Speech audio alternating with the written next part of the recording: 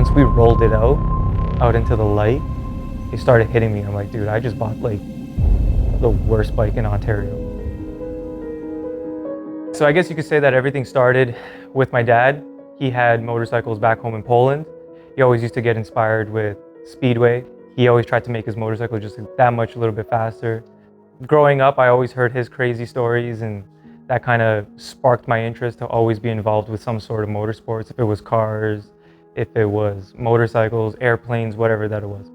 All throughout high school, I basically just tried to build my very first custom motorcycle. I was always very creative and always wanted to show that expression, and what better way to do it than through a motorcycle. And that is the Kawasaki KZ650 SR 1978. I remember during co-op in high school, instead of being at my placement, I was back home just building my bike in this like tiny like 12 by 8 shed. I put all of my money into it, everything that I had from my summer jobs, and I guess I took it to a whole new level when I was supposed to go to college, and I ended up taking a welding course. And it was a part-time course, but I got a full-time loan. I ended up getting a lot of money and I dumped all of it right into the bike. The best part about it is that the bike never ran.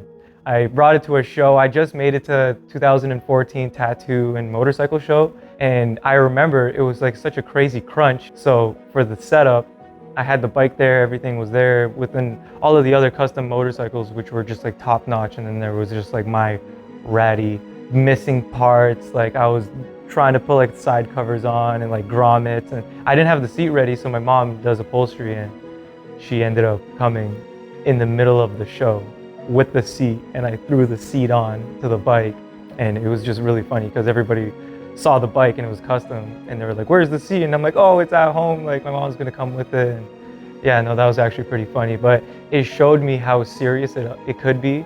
I got a pretty good response. So I went to school, studied a little bit.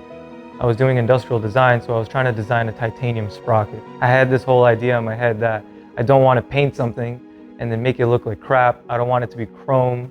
I don't want it to be steel because it's heavy. I met this kid in school and he said that he knew a machine shop that could possibly help me out. I did the drawings on CAD and I brought it to this machine shop. And then from there, we met the owner, and the guy was just so confused. He was like, what are you trying to do? Why are you trying to make a titanium sprocket? So I told him what I do, and he was just so interested. So he was like, okay, I could probably help you out. Long story short, I never got the titanium sprocket done, which is pretty funny. But I did end up getting a job to do R&D work, which ended up fueling the motorcycle passion like even crazier. It was a beautiful like learning curve, and it also gave me a shop space to work.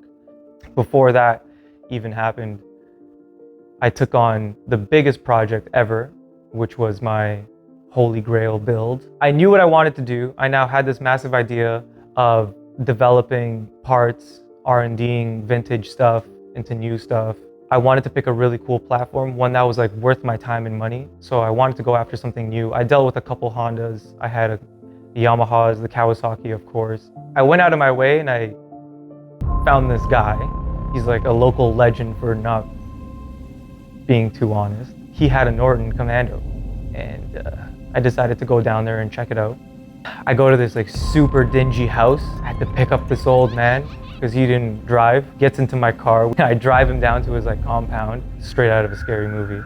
We go in there and none of the lights work, which I ended up finding out was a lie. I bought the bike in the dark, promised me that it had a whole bunch of things that it really didn't. Seriani forks, Morris mag wheels. It was a running bike, numbers matching. Basically, he told me it was a good bike. I was like, I'll buy it, I'll take it, exactly how she says. So we came back for it a different day. Once we rolled it out into the light, it started hitting me. I'm like, dude, I just bought like the worst bike in Ontario. Took it home, found out that the connecting rod went through the bottom end, like a nice hole about like this big in it. Did not have Seriani forks. It was just like Harley standard forks. Kawasaki wheels. The frame was cut 4 spots from the seat area. It just like, they kept like cutting it, welding it, lugging it, cutting it, welding it, like lugging it internally. So every single time we were like trying to like fix everything, we were just dealing with all these pipes inside of the frame. It was just a disaster. Then I found out numbers don't match.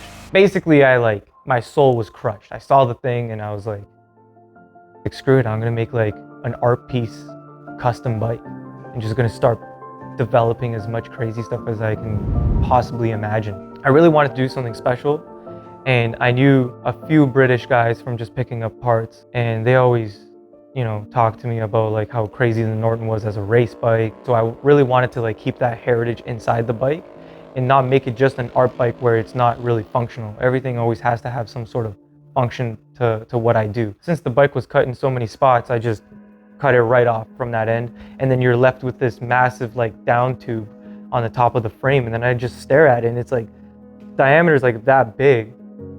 I'm like, yo, I can totally put oil into the frame. I talked back to the guys and they're like, oh, nobody has ever made it work. It's not possible. You're still gonna need an oil reservoir. Started sketching, started doing, came up with this like super sleek design where like the oil tank sits on top of the rear of the top tube. Made a seat from that section to sit on top of it.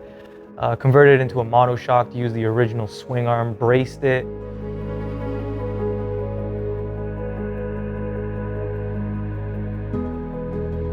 This like local legend, Herb Becker, who ended up building my motor for me, gave me a couple of insights on what he does with his race bikes. So he told me that to get better 50-50 weight distribution, they put the battery on the front of the Norton.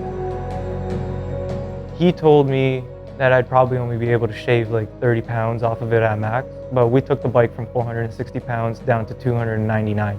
And that's with a mag front alloy wheel and the Harley front end. It still had the original chain drive primary, which we're now going to convert to belt drive. That'll save a ton of weight. I'm designing a new front end for it, so that'll save even more weight. And I'm really, really, really hoping that I can get this Norton down to like around 275 pounds, which would be like absolutely extraordinary, which has now become my philosophy. Like, how light can I make something but keep it within its OEM standards, to not make it look like it's been completely butchered, to do it with taste, you know?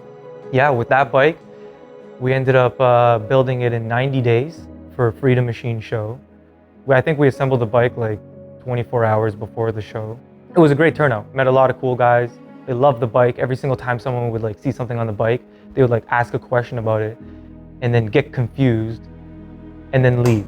And then they would come back like 15 minutes later and be like, okay. So I know you told me it has this and this, but like, how does this work in this? And I'm like, oh, well, actually, it's like this. And, you know, I just basically gave them the entire rundown, and everyone was always trying to like figure it out. It was making people's brain work, which was like really cool. Since I went so hardcore on that bike, I just got this crazy like withdrawal. And after the show, I just parked it. And I just couldn't stare at it anymore. I couldn't finish it for like the life of me. All of my creative spirit was just thrown in there, working 36 hours straight. Didn't eat for like 2 days, and I guess it took a toll. And that was my next learning curve, that you could only do so much and you could push only as hard as your body obviously could take. So I ended up leaving that shop, which I had like about 5,000 square feet to myself, with like all the tools, machines, 3D scanners, we had 3D printers, we had the best welders, we had everything. So then the day that I had to leave the shop, I went out to Kincardine, and I guess you could say I picked my first barn finds. They were like literally in a barn. From there, I brought them home, just these 3 dilapidated bikes. I had no idea what things were going for, what vintage bikes were. I posted them up on Kijiji, and just like instantly, I got guys wanting to buy them, and I'm like, okay, all right, cool. You know, this could in return become something. So I started hunting for bikes. And in the beginning, it was just survival. You know, getting a motorcycle, bringing it home, cleaning it up, get it running, find a good home for it, make sure that you sell it at a reasonable price. I was never like, you know, gouging anyone for anything. I was always trying to be fair, which helped me out a lot because I started meeting people in the community, and then word spread, and then people started contacting me. I'm scared that these bikes are going to be like lost forever. So I got to get out there and save as many bikes as I can. And I think like we're well over like 300 now in the past 4 years or so. But ultimately, at the end of the day, I got to get back to doing the custom stuff, which I had to put on hold for a little bit just so I get back on my feet. And it's been about 4 years now, which goes to show how hard it really is. I mean, the more that you do, the more you will fail at. And you have to realize that that's just the way of natural progression. You can't get struck down on bad luck and just like, sit and linger in it. You gotta just move on and just understand that it's that you're doing a lot, that you're trying a lot. Every single day that you go out there, you're probably gonna fail, but you're going out there to learn. So it was because I always woke up every single day thinking about bikes or whatever that it was. If it was, am I gonna find a bike? Am I gonna rebuild a bike? Custom ideas. It's all that I think about no matter what I do when I wake up. And once you start being recognized in the community, I guess that gives you enough spirit to go on, especially if you go to a show and people see, me from Instagram and social media. They're like, oh, you're Cosmic Moto Works, which only happened like twice, but that's enough. That's enough to keep me going for light years, you know what I mean? Like, I felt like Brad Pitt in that moment. Those little tiny victories is like all that you really need, right? If your heart is really into it, I mean, you got no choice. You can't go work a regular job. I can't be at a desk. I couldn't be the architect I wanted to be. Every single time I was trying to design something, I was just thinking about bikes, about crazy ideas that I wanted to do. So screw it. I got no other choice. I got only one way, one speed, one gear. Got to go forward. So hopefully everything will work out in the end. It will figure itself out, because I really need to get these ideas out of my head and out on paper. So yeah, look out for Cosmic Moto Works. That's all I can say. Hey, my name is Kevin Dobrzynski, and I am Cosmic Moto Works.